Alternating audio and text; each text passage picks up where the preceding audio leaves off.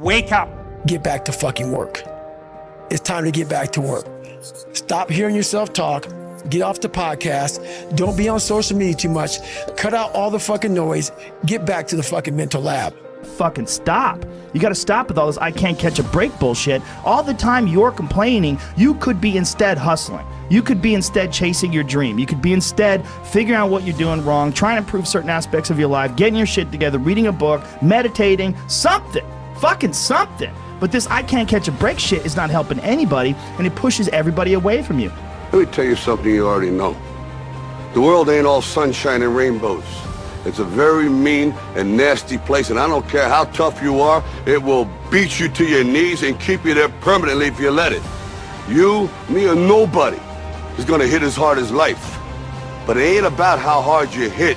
It's about how hard you can get hit and keep moving forward. How much you can take and keep moving forward.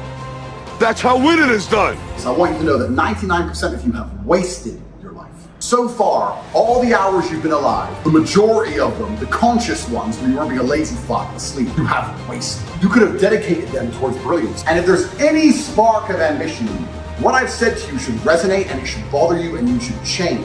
Now, if you know what you're worth, now go out and get what you're worth. But you gotta be willing to take the hits and not pointing fingers saying you ain't where you want to be because of him or her or anybody. Cowards do that, and that ain't you. You're better than that. We have a moral burden to bear, and that's the adventure of our life. That's the other thing. So interesting about the Abrahamic story is that God calls Abraham out of his luxurious slumber and sends him into a catastrophe. Tyranny, starvation, war, brutal. But he has the adventure of his life.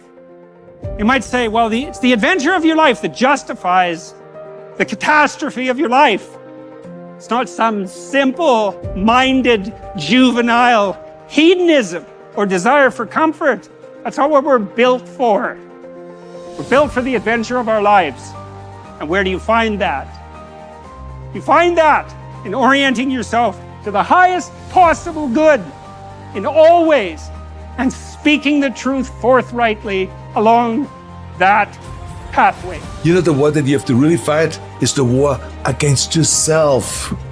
Now, it's not easy to look in the mirror and to change your own life. It's hard as hell.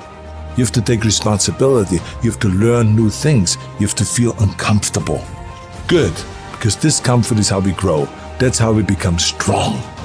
If you run away from discomfort and resistance your whole life, you will always be weak. If you want to grow as a person, you really have to make friends with pain. Embrace the discomfort, enjoy the struggle. Everybody has a turn back moment. You have a moment where you can go forward or you can give up. But the thing you have to keep in mind before you give up is that if you give up, the guarantee is it will never happen. That's the guarantee of quitting, that it will never happen no way under the sun. The only way the possibility remains that it can happen is if you never give up no matter what.